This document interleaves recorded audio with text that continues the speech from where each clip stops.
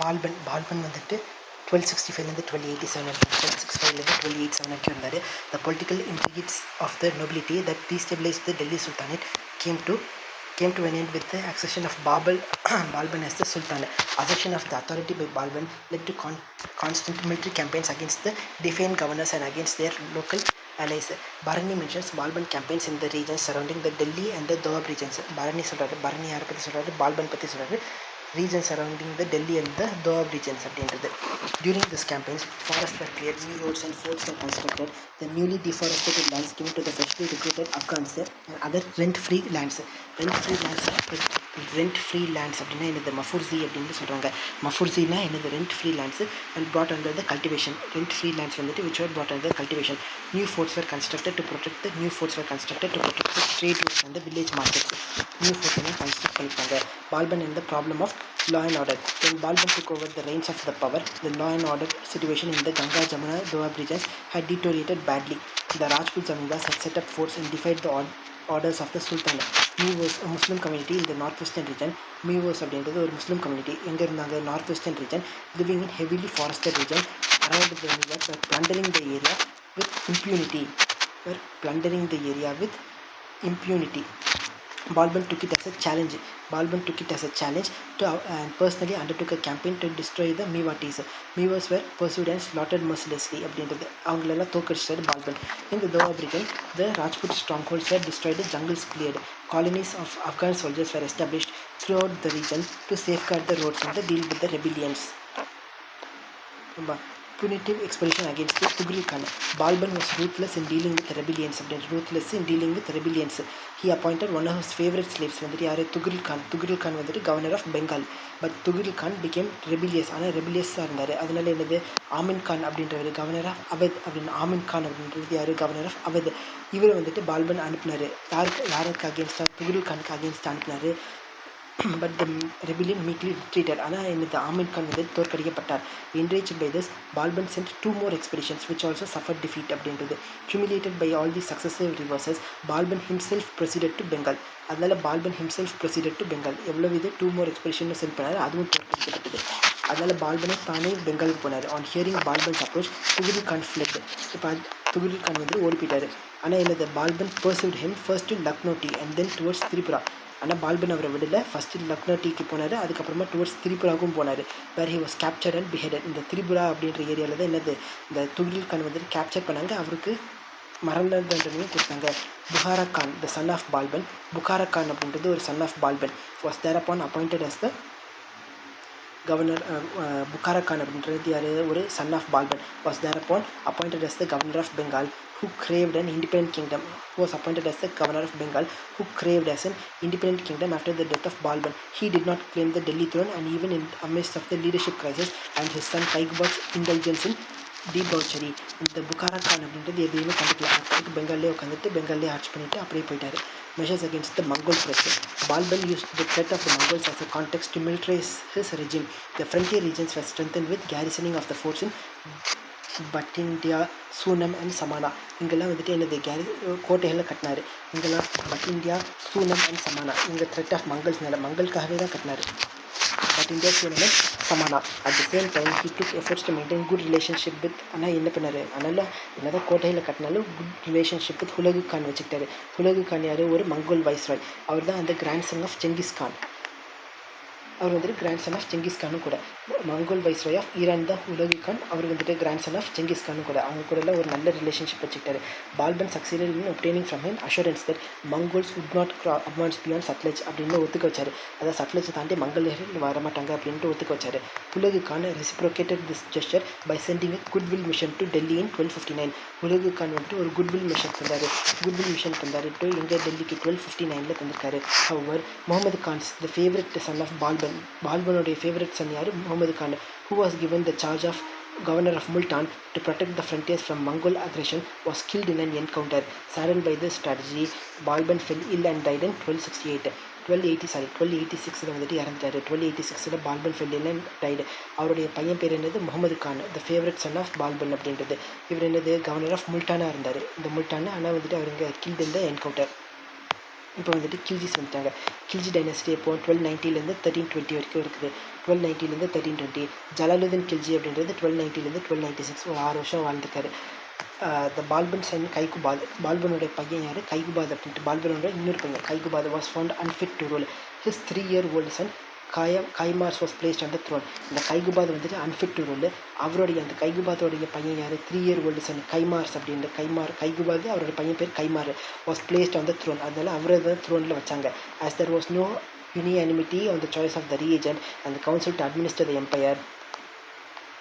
the contending nobles plotted against each other. அவரை வந்துட்டு பாதுகாக்கிறதுக்கு யாருமே இல்லை. அதனால அந்த நோபல்ஸ் எல்லாருமே என்ன பண்ணாங்க? தங்களுக்குள்ளேயே ஒரு போர் மாதிரி உண்டு பண்ணாங்க.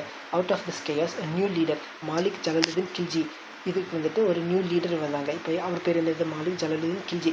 த commander of the army emerged supreme. While he ruled the kingdom for some time in the name of Kaigubad, he soon sent one of his officers to get Kaigubad murdered. கைகுபாதை கொலை பண்ணிட்டாங்க. And Jalaluddin formally ascended the throne. கைகுபாதை murder பண்ணோன்னே என்ன பண்ணிட்டாரு? Jalaluddin formally ascended the throne. இப்போ however Jalaluddin faced opposition on the ground that he was an Afghan. இந்த ஜலாலுதீன் அப்படின்றது he was an Afghan and not a துருக்கு. இது வரைக்கும் வந்தவங்க எல்லாமே துருக்கு, ஆனால் இவர் மட்டும்தான் ஆப்கான். ஆனால் அதனால அவருக்கு வந்துட்டு என்னது ஒரு அப்போசிஷன் இருந்துகிட்டே இருந்துச்சு. But Khiljis were indeed Turks settled in Afghanistan before the establishment of the Turkish rule, and so they were Afghanized Turks அப்படின்றது. ஆனால் இந்த கில்ஜி வம்சத்தை சேர்ந்தவங்க எல்லாமே துருக்ஸ் தான். ஆனால் இந்த துருக்கியர்கள் எங்கே போனாங்க? ஆப்கானிஸ்தானில் செட்டிலான துருக்ஸ். ஆனால் வந்துட்டு எல்லாருமே அவங்கள வந்துட்டு என்னன்னு சொன்னாங்க? ஆப்கான் துருக்ஸ் அப்படின்னு தான் சொன்னாங்க. ஆப்கான்னு சொன்னதுனால அவங்களுக்கு அப்போசிஷன் இருந்துச்சு. Jalaluddin Khilji won many battles, and even in the old age he marched out and against the Mongol hordes and successfully halted their entry in India in 1292. 1292 வந்துட்டு என்னது? Mongol hordes and successfully halted their entry into India. யார்? ஜலாலுதீன் கில்ஜி. நல்ல போர் வீரர். அவர் அலாவுதீன் அப்படின்றது ஒரு nephew. Alauddin nephew and son in law of Jalaluddin Khilji who was appointed as the governor of Kara. Governor of Kara யார்? அலாவுதீன் கில்ஜி அப்படின்றது. அலாவுதீன்றது தான் இது governor of Kara. Invaded the Malwa. இவர் வந்துட்டு மால்வா அதாவது குஜராத் பகுதியெல்லாம் இன்வைட் பண்ணிட்டாரு. Invited Malwa and this campaign yielded a huge booty. The success of this campaign stimulated his urge to embark on a campaign and raid Devagiri. இதனால என்ன பண்ணாரு? குஜராத் மால்வாவை கைப்பற்றிட்டு அதுக்கப்புறமா தேவகிரியவும் போய் கைப்பற்றிட்டாரு. The capital city of the Yadava kingdom இந்த டெக்கான். தேவகிரி ஆட்சி பண்ணது யார்? Yadavas. On his return he arranged to get Jalaluddin Khilji murdered and captured the throne. திரும்ப டெல்லிக்கு போனோன்னு என்ன பண்ணிட்டாரு? ஜலாலுதீன் கில்ஜியை போட்டு தள்ளிட்டு அவர் வந்துட்டு த்ரோனில் ஏறிட்டார். இப்போ அலாவுதீன் கில்ஜி 1296 1316 வரைக்கும் 1296 1316.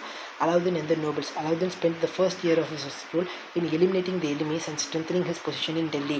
பொசிஷனை ஸ்ட்ரென்தன் பண்ணிட்டாரு. சூன் he turned his attention to establishing a firm hold over the nobles. He dismissed several of his top officers. நிறைய பேரை அவர் டிஸ்மிஸ் பண்ணிட்டாரு. He was particularly severe with the nobles who had shifted loyalty and opportunistically joined him against Jalaluddin. ஜலாலுதீனை போட்டு தள்ளின நோபல்ஸே அவர் வந்துட்டு என்ன பண்ணிட்டாரு? ரொம்ப சிவியராக நடந்துக்கிட்டார் அவங்க கிட்டலாம். அவர் Mongol threats. The Mongol raids posed a serious challenge to Alauddin. The Mongol threats posed a serious challenge during the second year of his rule. எப்போ 1298 the Mongols stormed Delhi. டெல்லியை வந்துட்டு சூறையாடினாங்க மங்கோலியர்கள். The army sent by Alauddin successful in driving them back, but when they returned the following year with more men, people of the suburbs of Delhi had to flee and take refuge in the city. First என்ன பண்ணாங்க? Second year அப்போ வந்துட்டு மங்கோலியர்கள் வந்துட்டு அவர் second இயரில் தான் மங்கோலியர்களுடைய invasion மங்கோலியர்களுடைய invasion நடந்துச்சு. எந்த இயர்னா 1298. First நடந்த இன்வேஷனில் அவருடைய ஆர்மியை சென்ட் பண்ணிவிட்டு அந்த மங்கோலியர்கள்லாம் விரட்டி அடிச்சிட்டாங்க. அடுத்த வருஷம் திரும்பியும் மங்கோலியர்கள் வந்தாங்க. இப்போ நிறைய ஆர்மி நிறைய வெப்பன்ஸோடு வந்தோடனே ஒன்றுமே பண்ண முடியல அவரால். But when they returned the following year with more men, people of the suburbs of Delhi had to flee and take refuge in the city. Alauddin had to meet the problem head on. In the ensuing battle, Mongolians were routed அப்படின்றது. அதனால என்ன பண்ணாரு? அலாவுதீன் தானே வந்துட்டு போட்டுக்கிறதுக்கு இறங்கினாரு. மங்கோலியர்களை விரட்டி அடிச்சாரு. Yet raids continued until 1305 when they ravaged the Doa bridge. ஆனால் வந்துட்டு இந்த மங்கோலியர்களுடைய ரெய்டு எப்போ வரைக்கும் கண்டினியூ ஆச்சு? 1305 வரைக்கும் கண்டினியூ ஆச்சு. எங்கெல்லாம் இது பண்ணாங்க? தோவா பிரிட்ஜ், அதாவது இந்த இது அக்ரிகல்ச்சர் ஏரியாஸ், அங்கே தான் வந்துட்டு அவங்க நிறைய சூறையாடினாங்க. This time, after defeating them, the Sultan's army took a number of Mongols as prisoners and slaughtered them mercilessly. இந்த டைம் என்ன பண்ணாங்க? மங்கோலியர்கள் எல்லாம் பிரிசனராக எடுத்துட்டு அவங்கள எல்லாத்தையும் போட்டு தள்ளிட்டாங்க. But the Mongol menace continued. The last major Mongol incursion took place in 1307 1308. மேஜரான மங்கோல் இன்வெஷன் எப்போ நடந்துச்சு? 1307 1308. அது வரைக்கும் நடந்துகிட்டே தான் இருந்துச்சு. Military campaigns, the inability of the Sultan to effectively harness the agrarian resources of the North Indian territories to sustain its political ambitions was evident in its relentless military campaigns in search of loot and plunder. அதாவது அக்ரிகல்ச்சரே இல்லை north India side, Alauddin Khilji கிட்ட அக்ரிகல்ச்சரே இல்லை. Agriculture இல்லாததுனால அவங்களுடைய நாடு வருமானம் எப்படி உயர்த்தினாரு அப்படின்னா லூட் அண்ட் பிளண்டர், அடுத்த நாடு கிட்ட போய் கொள்ளையடிச்சாரு. அலாவுதீன் கேம்பெயின்ஸ் இன்ட்டு தேவகிரி, அலாவுதீனுடைய கேம்பெயின் எங்கெல்லாம் நடந்துச்சு? தேவகிரி 1296, 1307, 1314. ஸோ தேவகிரியோடது வந்துட்டு இப்போ 1296, 1307, 1314. அப்புறம் குஜராத்தோடது 1299, 1300. 2 டைம் குஜராத் கிட்ட நடந்திருக்குது. 1299, 1300. இப்போ ரன்தம்போரில் வந்துட்டு இப்போ 1301 நடந்திருக்குது. சித்தூர் சூறையாடல் 1303, மால்வா வந்து 1305 were meant to proclaim his political and military power as well as to collect loot from the defeated kingdoms. It was with the same plan he unleashed his forces into the Deccan. அதே மாதிரி என்னது unleashed his forces into the Deccan வரைக்கும் வந்துட்டார். இப்போ கொள்ளையடிக்கிறதுக்காக the first target in the peninsula was Devagiri in the western Deccan. First target என்னது? தேவகிரி தான் திரும்பியும் target பண்ணாது. Alauddin sent a large army commanded by Malik Kafur. Devagiri சூறையாடும் போது கமாண்டர் வந்துட்டு யார்? Malik Ghafoor in 1307 to capture the Devagiri fort. Following Devagiri, Prataparudra, the Kakatiya ruler of Warangal in the Telangana region, was defeated in 1309. Prataparudra, Kakatiya ruler of the Warangal region in the Telangana region, was defeated in 1309. அதாவது 1307 வந்துட்டு தேவகிரி, 1309 வந்துட்டு எது? வாரங்கல். யார் இந்த ruler? Prataparudra, Telangana region, Kakatiya ruler. In 1310 வந்துட்டு ஹொய்சாலர் ruler வீரபல்லாலா. அடுத்த வருஷம் 1309 வாரங்கல், 1310 வந்துட்டு ஹொய்சாலர் ruler Veeraballala 3 surrendered as forces to the Delhi forces அப்படின்றது. இப்போ வந்துட்டு என்ன? Malik Ghafoor then sent out to the Tamil country. Though Malik Kafur's progress was obstructed with heavy rains and floods, he continued his southward journey, plundering and ravaging the temple cities of Chidambaram and Srirangam. அப்புறமா Srirangam temple as well as the Pandyan capital Madurai எல்லாத்தையும் கைப்பற்றினாங்க. Muslims in the Tamil provinces fought on the side of the Pandyas against Malik Kafur. தமிழ்நாட்டில் இருக்கிற முஸ்லிம்ஸும் பாண்டியாஸ் கூட ஒரு alliance போட்டு மாலிக் கஃபூரை எதிர்த்தாங்க. ஆனால் Malik Ghafoor advised them to desert so that he would not have any occasion to spill the blood of his fellow Muslims. And நீங்களும் முஸ்லீம், நானும் முஸ்லீம், நமக்குள்ளே எதுக்கு சண்டை அப்படின்னு மாலிக் கஃபூர் அவங்ககிட்ட சொல்லிட்டாரு. Though there are exaggerated versions about the amount of booty he carried, there is no denying the fact that he returned to Delhi with an enormous booty in 1311. He returned to Delhi with an enormous booty in 1311. 1311 ஒரு வருஷம் கழிச்சு 1309 இங்கே 1309 என்ன பண்ணார்? வாரங்களோட போர் புரிஞ்சார். 1310 ஹொய்சாலாஸ். 1311 திரும்ப பாண்டியாஸ் கூட போர் புரிஞ்சுட்டு திரும்ப டெல்லிக்கே போயிட்டார். After Malik Kafur's invasion, the Pandya kingdoms suffered in eclipse and Muslim state subordinate to the Delhi Sultan came to be established in Madurai. In 1335, the Muslim governor of the Madurai, Jalaluddin Hasan Shah, threw off his alliance to Delhi kingdom and declared his independence. 1335 என்ன பண்ணாரு? இந்த முஸ்லீம் king வந்துட்டு முஸ்லீம் governor. in 1335 the Muslim governor of Madurai யார்? Jalaluddin Haasan Shah threw off his alliance to the Delhi kingdom and declared his independence. நானே தனியாக அரசு அப்படின்னு முடிவு பண்ணிட்டாரு. எப்போ? 1335. யார் முடிவு பண்ணால்? ஹாசன் ஷா. இப்போ அலாவுதீனோட internal reforms. The vast annexation of the territories was followed by extensive administrative reforms aimed at establishing the government. The vast annexation of the territories was aimed at extensive administrative reforms aimed at stabilizing the government. Alauddin's first measure was to deprive the nobles of the wealth they had accumulated. First என்ன பண்ணாரு? deprive of the nobles of their wealth. யாருமே பணக்காரங்களாக இருக்கக்கூடாது அப்படின்னு நினச்சாரு. It had provided them the leisure and means to hatch conspiracies against the Sultan. நிறைய பணம் இருந்துச்சுனால தான் conspiracy against the சுல்தான். சுல்தானுக்கு எதிராகவே அவங்க வந்துட்டு என்ன பண்ணாங்க? சுல்தானுக்கு எதிராக இருந்தாங்க. எதனால? பணம் இருந்ததுனால. அதனால எல்லாத்துடைய வெல்த்தையும் அவர் எடுத்துக்கிட்டாரு. Marriage alliances between families of the noblemen were permitted only with the consent of the Sultan. Marriage alliances between the families of the noblemen were permitted. ஆனால் சுல்தானுடைய ஒப்புதல் தேவை. The Sultan ordered that the villages held by the proprietary right as free gift. Sultan ordered that the villages held by proprietary right as free gifts or as religious endowment be brought back under the royal authority and control. Religious order the villages held by proprietary rights. Villages held by proprietary rights as free gift or under religious endowment. அதாவது இந்த கோயிலில் தேவதான நிலங்கள் அப்படின்லாம் சொல்லியிருப்பாங்க இல்லையா? அது எல்லாமே சுல்தான் கையில் திரும்பி வந்துடுச்சு. Under the royal authority and control. He curbed the powers of the traditional village officers. he curbed the power of the traditional village officers. எல்லாத்துடைய பவரையும் அவர் கம்மி பண்ணார். village officers by depriving them of their traditional privileges. corrupt royal officers were dealt with sternly. கரப்டாக இருந்துச்சுன்னா ரொம்பவும் கொடூரமாக நடந்துட்டார். the sultan prohibited liquor. இது வந்துட்டு liquor யாரும் தண்ணி அடிக்கக்கூடாதுன்னு சொன்னார். Banned use of intoxicating drugs. Banned the drugs எல்லாம் பேன் பண்ணிட்டாரு. கேம்பிளிங் வந்துட்டு என்னது கேம்பிளிங்கும் ஃபர்பிடனாக இருந்துச்சு. And gamblers were driven out of the city. However, the widespread violations of the prohibition rule eventually forced Sultan to relax the restrictions. எல்லாருமே இதெல்லாம் இந்த கெட்ட பழக்கம் எல்லாருக்கிட்டையுமே இருக்குது. அதனால என்ன பண்ணாங்க, அவருக்கு எதிராகவே திரும்பினாங்க. சுல்தானுக்கு எதிராகவே எல்லா மக்களும் திரும்பினோடனே என்ன பண்ணார், கொஞ்சம் ரிலாக்ஸேஷன் கொடுத்தாரு. இந்த ரெஸ்ட்ரிக்ஷன்ஸ்க்கு எல்லாமே கொஞ்சம் ரிலாக்ஸேஷன் கொடுத்தாரு. Alauddin collected land taxes directly from the cultivators. Alauddin வந்துட்டு collected the land taxes directly from the cultivators. The village headman who traditionally enjoyed the right to collect taxes was now deprived of it. அதனால village ஹெட்மேனுக்கு வேலை இல்லாமல் போயிடுச்சு. மக்களே தங்களுடைய வரிப்பணத்தை டேரெக்டாகவே அலாவுதீன் கில்ஜிக்கு செலுத்தினதுனால என்னாச்சு, village ஹெட்மேனுக்கு வந்துட்டு வேலை இல்லாமல் போயிடுச்சு. The tax pressure on the Alauddin was on the rich and not on the poor. Tax pressure வந்துட்டு was on the rich and not on the poor. Alauddin set up postal system to keep in touch with all parts of the sprawling empire. Postal system கொண்டு வந்தவர் யார், அலாவுதீன் கில்ஜி தான் கொண்டு வந்தார். சுல்தானுடைய market reforms. Alauddin Khilji was the first sultan to pay his soldiers in cash. இவர் என்ன பண்ணார், soldiers in cash rather than giving them a share. Soldiers வந்துட்டு கேஷ் கொடுத்தாரு. இன்ஸ்டெட் ஆஃப் பூட்டி கொடுக்குறது பதிலாக என்ன பண்ணார், கொள்ளையடிச்சு கொடுக்குறதுக்கு பதிலாக கேஷாக கொடுத்தாரு. As a soldiers are paid less. Soldiers வந்துட்டு paid less. The prices has to be monitored and controlled. சோல்ஜருக்கு கம்மியாக தான் காசு கொடுத்தாரு. ஆனால் அந்த மார்க்கெட்டோடைய ப்ரைஸ் எல்லாத்தையும் கட்டுப்பாட்டில் வச்சுக்கிட்டாரு. Moreover, Alauddin had to maintain a huge standing army. ஒரு ஹியூஜான ஒரு ஸ்டாண்டிங் ஆர்மி வச்சிருந்தாரு. In order to restrict the prices of the essential commodities, Alauddin set up an elaborate intelligence network to collect information on the black marketing and the hoarding அப்படின்றது.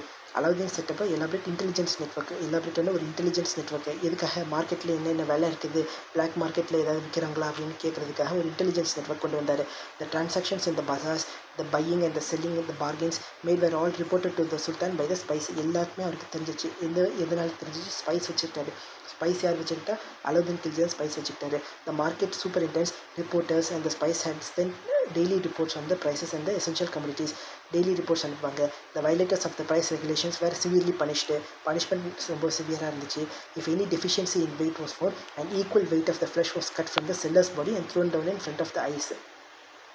Wait ஏதாவது கம்மியாக இருந்துச்சு அப்படின்ட்டா ஈக்குவலண்ட்டான wait உங்கள் சதையை வந்துட்டு அறுத்து உங்கள் கண்ணு முன்னாடியே வெட்டி போட்டுருவாரு அப்படின்னு சொல்லியிருக்காங்க. ரொம்ப கொடூரமான ஒரு கேரக்டர் அப்படின்னு சொல்கிறாங்க. Alauddin's successors. Alauddin nominated his eldest son Kisar Khan as his successor. Alauddin nominated his eldest son யாரு, Kisar Khan as his successor. However, Alauddin's confidant at that time was Malik Kafur. ஆனால் மாலிக் கஃபூருடைய கையால் அலாவுதீன் கில்ஜியோட கையால் வந்துட்டு Malik Kafur. So Malik Kafur himself assumed the authority of the government. Malik கஃபூரே வந்துட்டு என்ன பண்ணிட்டார், அரசராக மாறினார். ஆனால் Kafur's rule lasted only 35 days. ரொம்ப கம்மியாக நடந்தது, ஒரு மாதம் தான் நீடிச்சது கஃபூருடைய rule. 35 days. He was assassinated by the hostile nobles. ஏன்னா மாலிக் கஃபூரை என்ன பண்ணாங்க, அசாசினேட் பண்ணிட்டாங்க. Thereafter there were a series of murders which culminated in the Ghazi Malik, a veteran of the several campaigns against the Mongols, ascending the throne of Delhi in 1320. இந்த இப்போ வந்து கடைசியாக காசி மாலிக் அப்படின்றது வந்துட்டார். எப்போ வந்தார், டெல்லியின் 1320 வந்தார். அவரோட பேர் தான் என்னது, கியாசுதீன் துக்ளக் அப்படின்னு வச்சுக்கிட்டாங்க. காசி மாலிக் தான் கியாசுதீன் துக்ளக். எப்போ வந்தார், 1320. He murdered the incumbent Khalji ruler Khurasu and therefore prevented anyone from the Khalji dynasty claiming the throne.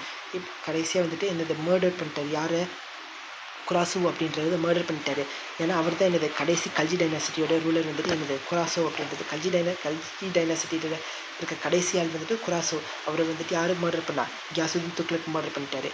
thus began the ruler of the Tughlaq dynasty. Tughlaq dynasty இப்போ தான் ஆரம்பிச்சது. which lasted up until 1414 வரைக்கும் இருந்துச்சு Tughlaq dynasty.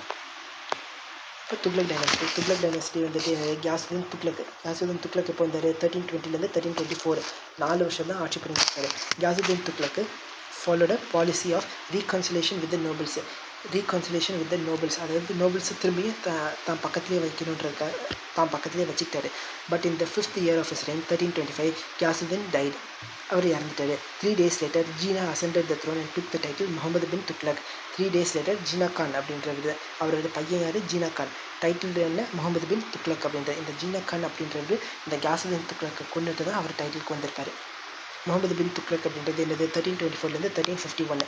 Mohammed Tughlaq was a learned, cultured and a talented prince but gained reputation for being merciless, cruel and unjust. Muhammad Tughlaq effectively repulsed the Mongol army that had marched up to the Meerut near Delhi. Effectively repulsed the Mongol army. Mongol ஆர்மியை விரட்டி தோற்கடிச்சு ஓட வச்சார். இங்கே March up to மீரட்டில் தான் வந்துட்டு March பண்ணாங்க. மீரட் வரைக்கும் வந்து மங்கோல் ஆர்மியை தோற்கடிச்சிட்டாரு. Muhammad was an innovator. அவர் வந்துட்டு ஒரு innovator. But he unlike Alauddin lack the will to execute his plan successfully. நல்ல ஒரு இன்னோவேட்டர் தான், ஆனால் பிளான் போட தெரியல அவருக்கு. Transfer of the capital. Muhammad Tughlaq's attempt to shift the capital. இவர் தான் வந்துட்டு இந்த shift the capital from Delhi to Devagiri in Maharashtra while he named வந்துட்டு தௌலதாபாத். இந்த தேவகிரியோட இன்னொரு பேர் என்னது Daulatabad. Was a bolt initiative. This was after his realization that it was difficult to rule South India from Delhi. Centrally located, Devagiri also had the advantage of posing a strong fort atop a rocky hill. Counting on the military and the political advantages, the Sultan ordered important officers and the leading men, including many Sufi saints, to shift to Devagiri. However, the plan failed, and soon Muhammad realized that it was difficult to rule North India from Daulatabad. He again ordered the transfer of capital back to Delhi. First டெல்லியிலேருந்து தேவகிரி வரணும்னு நினச்சாரு, வந்துட்டார். தேவகிரியோட பேரை தௌலதாபாத்னு மாற்றினார். எதுக்காக இந்த மாதிரிலாம் பண்ணார்? சவுத் இந்தியாவை ஈஸியாக ரூல் பண்ண முடியும்னு நினச்சாரு. ஆனால் இப்படி பண்ணதுனால நார்த் இந்தியாவை ரூல் பண்ண முடியாமல் போயிடுச்சு. அதனால என்ன பண்ணார்? திரும்பி நார்த் இந்தியாவுக்கே போயிட்டார். அடுத்தது token currency. The next important experiment of the Muhammad was the introduction of the token currency. Token கரன்சியை ஃபஸ்ட்டு கொடுத்தவர் யார்? Muhammad bin Tughlaq. This currency system had already been experimented in China and Iran. சைனாலையும் ஈரான்லேயும் போட்டாங்க. டோக்கன் கரன்சி தான் சைனாலையும் ஈரான்லேயும் ஓடிட்டு சக்ஸஸ்ஃபுல்லாக ஓடிட்டு இருந்துச்சு. அந்த சிஸ்டமை இந்தியாவிலையும் கொண்டு வந்தவர் யார்? முகமது பின் துக்ளக். ஆனால் அது வந்துட்டு அந்த சிஸ்டம் வந்துட்டு சரியாக ஒர்க் ஆகலை இந்தியாவில். For India it was much ahead of its time. given that it was time when the coins were based on silver content. The coins நம்மளுடைய காயின்ஸ்லாம் வந்துட்டு based on silver content. when Muhammad bin Tughlaq issued bronze coins, fake coins were minted. Mohammed bin Tughlaq வந்துட்டு இல்லை bronze coins விட்டோன்னே fake coinsலாம் வந்துட்டு fake coinsலாம் mint அடிச்சாங்க அப்படின்ட்டு fake coinsலையும் கொண்டு வந்துட்டாங்க. which could not be prevented, அதாவது counterfeiting அப்படின்னு சொல்லுவாங்க. அதே மாதிரியே இருக்கும் இல்லையா fake coins, அதை which could not be prevented by the government. The new coins were devalued to such an extent that the government had to withdraw the bronze coins and replace them with the silver coins. அந்த bronze coins கொண்டு வந்தது எல்லாத்தையுமே திரும்ப வாங்கிக்கிட்டு silver காயின்ஸாக திரும்பியும் அதை அடிச்சு தந்தாங்க எல்லாத்துக்கும். which owned heavily the resources of the empire. இதனால் சில்வர் காயினாக திரும்ப அடித்ததுனால கவர்மெண்ட்டோடைய ட்ரெஷரி வந்துட்டு இன்னும் நல்லா குறைஞ்சிச்சு. Sultan other innovative measures. Equally innovative was Muhammad Tughlaq scheme to expand cultivation. கொண்டு வந்த ஸ்கீம்லாம் நல்ல ஸ்கீம் தான், ஆனால் எக்ஸிக்யூட் பண்ண தெரியல இவருக்கு. Expansion. But it also failed miserably. It considered with the prolonged and severe famines with the Doab. Coincide ஆயிடுச்சு. எதுக்கு கோயின்சைட் ஆயிடுச்சு? Severe famine with Doab region. இதனால் என்ன பண்ணாங்க? பெசன்ஸ்லாம் ரெபல் பண்ண ஆரம்பிச்சிட்டாங்க இவருக்கு. ஹார்ஷ்லி டெட் with the famines were linked to the oppressive and arbitrary collection of the land revenue. இந்த ஃபேமின்லாம் எதுக்காக நடந்துச்சு அப்படின்ட்டா லேண்ட் டேக்ஸ் எல்லாம் ரொம்ப அதிகமாக ஏற்றிட்டார்.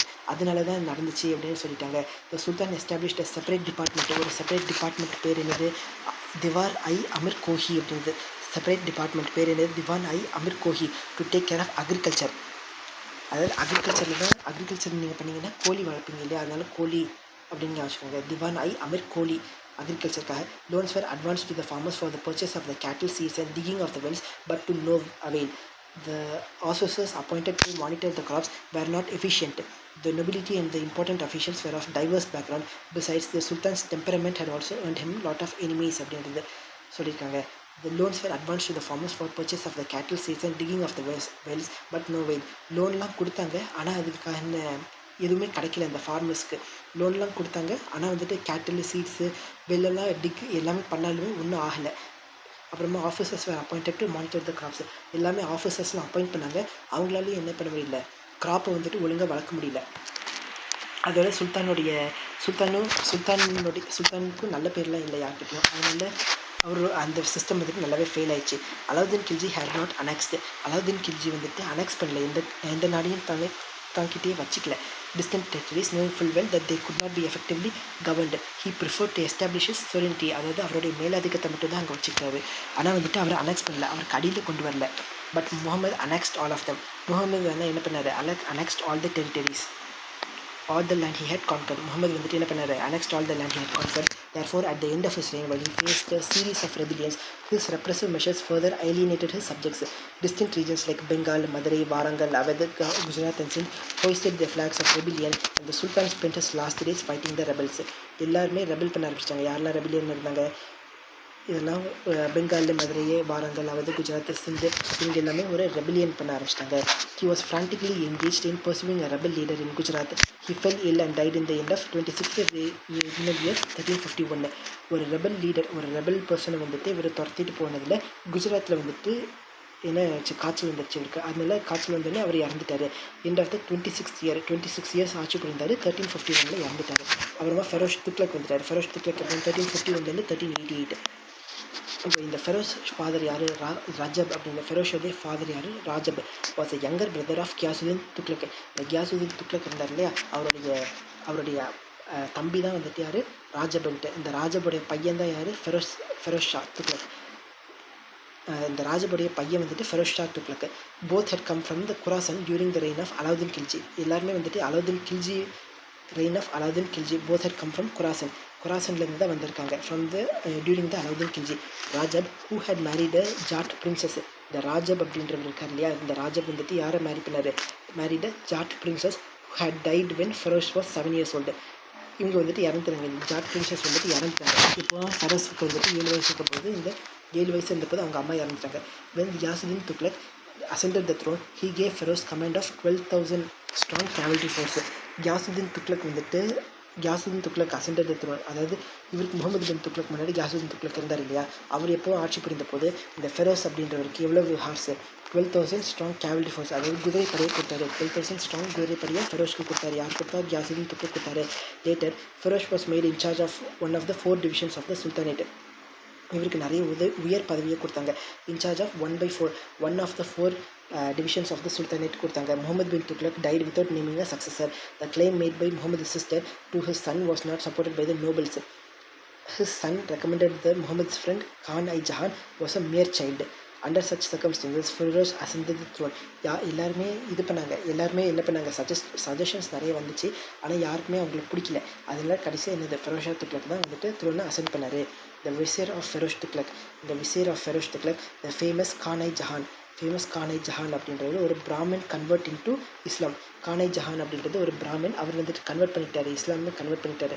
அவருடைய ஒரிஜினல் பேர் என்னது? கன்னு அப்படின்ற ஒரிஜினல் பேர். He was captured during the sultans campaigns இந்த வாரங்களில் கைப்பற்றும் போது இந்த கன்னு அப்படின்றது பிடிச்சி இவர் வந்துட்டு எனது கான்-இ-ஜஹான் அப்படின்ற ஒரு பேர் கொடுத்து இதுக்கு கன்வெர்ட் பண்ணாங்க, இஸ்லாமுக்கு கன்வெர்ட் பண்ணிட்டாங்க. அவர் தான் விசியர் ஆஃப் ஃபெரோஸ் ஷா துக்ளக், அதாவது ஒரு மினிஸ்டர் மாதிரி. அப்புறம் conciliatory policy towards the nobles. conciliatory policy towards the nobles.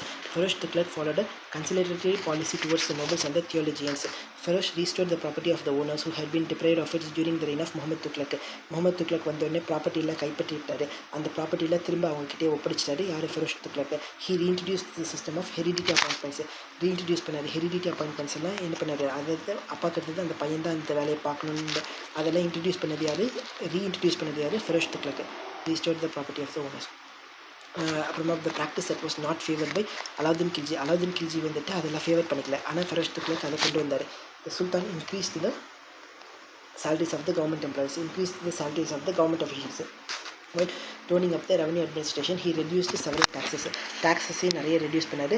அதே மாதிரி காசும் நிறைய கொடுத்தாரு அவருடைய government அஃபிஷியல்ஸ்க்கு.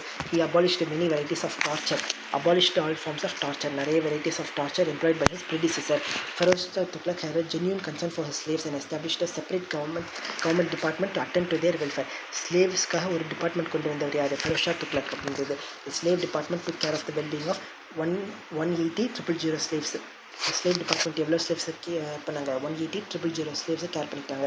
Thevar trained in handicrafts and employed in royal workshops. அவங்களுக்கு தேவையான ஹேண்டிகிராஃப்ட் ட்ரைனிங்லாம் கொடுத்து அவங்களையும் வேலைக்கு வச்சுக்கிட்டாங்க. Feroz policy of no wars. Feroz waged no wars of annexation. அவர் வார்க்கெலாம் போகல. Though he was not adverse in putting down rebellions challenging his own authority. அவரை யாராவது சேலஞ்ச் பண்ணாங்கன்னா அவர் போர் புரிஞ்சு அவங்களை ஜெயிச்சார். ஆனால் இவரே ஸ்டார்ட் பண்ணல, இந்த வாரம் இவரே ஸ்டார்ட் பண்ணல. There was only 2 Mongol incursions during his time. Both of them were successfully repulsed. 2 Mongol incursion தான் நடந்துச்சு. ரெண்டையுமே அவர் தோற்கடிச்சிட்டாரு.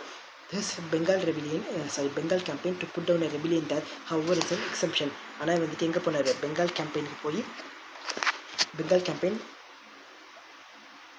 to put down a rebellion there, however, was an exception. His army slew thousands, and his entry into Odisha on his way helped him extract the promise of a tribute from a Raja. His army slew thousands, and his entry into Odisha on his way helped him to extract the promise of tribute from a Raja. அங்கே இருக்க ஒரு ராஜா வச்சு கப்பம் சுற்றினார் இவருக்கு. A major military campaign in his period was against the சிந்துக்கு எடுத்து தான் ஒரு பெரிய கேம்பெயின் ஆச்சு. இப்போ 1362. He succeeded in routing the enemies on his way. எல்லாத்தையும் போட்டு தள்ளிட்டாரு. It has enemies and famines that broke out during this period gave Sultan and his army a trying time. ஆனால் என்னாச்சு, அங்கே வந்துட்டு ஒரு பஞ்சம் ஏற்பட்டிருந்தால எங்களுக்கு யாருக்கும் அரிசி கிடைக்கல. அதனால எதுக்கு சுல்தானுக்கும் அவருடைய ஆர்மிக்குமே வந்துட்டு ஒரு ஒரு ஒரு நல்ல சமயத்தில் அவர் போருக்கு போகிறாங்களே அப்படின்ட்டு தெரிஞ்சிருச்சு. Feroz army, however, managed to reach Sindh. The ruler of Sindh agreed to surrender and pay tribute to the Sultan. என்னதான் இருந்தாலும் சிந்தை போய் அடைஞ்சிட்டாங்க. அந்த சிந்தோடைய ரூலர் வந்துட்டு சரண்டர் பண்ணிட்டாரு. The ruler of Sindh agreed to surrender. Feroz army, however, managed to reach the Sindh. அந்த சிந்தோடைய ரூலரும் அவருக்கு surrender ஆகிட்டாரு. அப்புறம் religious policy, Feroz favored orthodox Islam தான் ஃபேவர் பண்ணார். He proclaimed his state to be an Islamic state அப்படின்ட்டு தான் சொன்னார். Largely to satisfy the theologians. Heretics were persecuted and practices considered un-Islamic were banned. Un-Islamic அப்படின்ட்டு இருந்துச்சுன்னா அது pan பண்ணிட்டாங்க. He imposed the jizya, the head tax on non-Muslims. Reimposed the jizya வெளியே கொண்டு வந்தவர் யார், ஃபெரோஸ் ஷா துக்ளக் வந்துட்டு imposed the jizya, head tax on the non-Muslims. And even the Brahmins were compelled to pay. Brahmins compelled to pay. முன்னாடி காலத்தில் promise பே பண்ண வேணாம்னு சொன்னாங்க. ஆனால் இப்போ வந்துட்டு என்னது, ஃபெரோஸ் ஷா துக்ளக் இல்லை ப்ராமின்ஸும் நீங்களும் பே பண்ணி தான் ஆகணும்னு சொல்லிட்டாரு. Yet Feroz did not prohibit the building of new Hindu temples and shrines. His cultural interest led to the translation of many Sanskrit works relating to the religion. Translation நிறைய நடந்துச்சு இவரோட ஆட்சி காலத்தில். many translation of many Sanskrit works relating to religion, medicine and music எல்லாமே வந்துட்டு இவரோட ஆட்சி காலத்தில் என்னாச்சு, translation நிறைய நடந்துச்சு. பெர்ஷியனுக்கு நடந்துச்சு. As an accomplished scholar himself, Feroz was a liberal patron of learned, including non-Islamic scholars. எல்லா ஸ்காலர்ஸையும் அவர் வந்துட்டு என்ன பண்ணார், அவர் பேட்டர்ன் பண்ணார். அதாவது அவர் அவங்களுக்குள்ள உதவி புரிந்தார். Fond of music, he is credited with establishing several educational institutions and number of mosques, palaces and forts. எல்லாமே கொண்டு வந்தார். ஜிஸ்யா அப்படின்றது ஒரு tax levied and collected per head by the Islamic states on non-Muslim subjects. நீ முஸ்லீம் இல்லை அப்படின்ட்டு ஜிஸ்யான்ற வரி கட்டி ஆகணும். Living in their line in India, Qutbuddin Aibak அப்படின்றது தான் யார் பண்ணார், imposed jizya on Muslims for the first time. First கொண்டு வந்தவர் யார், குத்புதீன் ஐபக். ஜிஸ்யா வாஸ் அபாலிஷ் பண்ணவர் யார், அக்பர், முகல் ரூலர் அக்பர் இந்த 16th century. ஸோ டெல்லி சுல்தானியத்தெலாம் தாண்டி முகல் எம்பையர் வந்தோடனே தான் அக்பர் தான் என்ன பண்ணார், இந்த ஜிஸ்யா அப்படின்றது யாரும் கட்ட வேணாம்னு சொன்னார். But was again reintroduce by Aurangzeb. ஆனால் திரும்பியும் யார் ரீஇன்ட்ரடியூஸ் பண்ண, அவுரங்கசீப் இந்த 17th century. 16th century Akbar காலத்தில் வந்துட்டு அதை அபாலிஷ் பண்ணாங்க. 17th century அவுரங்கசீப் காலத்தில் அதை திரும்பியும் ரீஇம்போஸ் பண்ணாங்க. பப்ளிக் ஒர்க்ஸ், இப்போ வந்துட்டு Feroz undertook many irrigation projects, நிறைய இரிகேஷன் ப்ராஜெக்ட்ஸ் அவர் கைப்பற்றினார். அந்த canal he done from Sutlej river to Hansi. Sutlej ரிவர்லேருந்து ஹன்சிக்கு வந்துட்டு ஒரு கெனல் டிக் பண்ணார். அண்ட் அனதர் கெனலின் ஜும்னா, சட்லஜ் ரிவர்லேருந்து ஹன்சிக்கு ஒரு கெனல் பண்ணார். அதே மாதிரி ஜும்லாவிலையும் ஒரு கெனல் வந்துட்டு வெட்டினார், அதாவது குழாயை வெட்டினார். indicate his sound quality of public works department, sound policy of public works department. இந்த irrigation system நிறைய இருக்குது, நல்லா இருக்குன்னு நினச்சாரு. ஃபெரோஸ் டைட் இன் 1388 அவர் இறந்துட்டாரு. மேக்கிங் ஹிஸ் சன், அவருடைய சன் வந்துட்டு ஃபாத் கான் அப்படின்றது கிராண்ட்சன். கியாசுதீன் அப்படின்றது தான் கிராண்ட்சன். கியாசுதீன் யார், கியாசுதீன் துக்ளக். அதுக்கப்புறமா முகமது பின் துக்ளக் வந்தார். அப்புறமா ஃபெரோஸ் ஷா துக்ளக் வந்தார். இந்த ஃபெரோஸ் ஷாவோட பையன் பேர், ஒரு பையன் பேர் யார், ஃபாத் கான். இன்னொரு பையன் பேர் வந்து Ghiyasuddin. Joint rulers of the Delhi Sultanate. The principle of heredity permitted for the nobles and applied to the army weakened the Delhi Sultanate. இவர் ஹெரிடிட்டி அப்படின்ற பிரின்சிபல் கொண்டு வந்தார், நல்ல விஷயமாக தான் கொண்டு வந்தார். ஆனால் என்ன பண்ணிச்சு, weekend the Delhi sultanate. The nobility had regained the power, got involved in the political intrigues which undermined the stability of the sultanate. Within 6 years of Feroz Shah Tughlaq, 4 rulers succeeded him. இவர் இறந்த 6 வருஷத்தில் 4 rulers வந்துட்டு என்ன பண்ணாங்க, succeeded him. 6 வருஷத்தில் 4 ruler வந்துட்டாங்க. Timur invasion, the last Tughlaq ruler Nasiruddin Muhammad Shah. Nasiruddin அப்படின்னு ஞாபகம். நசுருதீன் அப்படின்றவர் லாஸ்ட் துக்ளக் ரூலர். எப்போ இருந்தார், 1394 1412 வரைக்கும் இருந்தார். 1394 1412. Whose reign witness the invasion of the Timur. தைமூரோட இன்வேஷன் எப்போ நடந்துச்சு, 1398. From the Central Asia, Turkish Timur, who could claim a blood relationship with the 12th century great Mongol.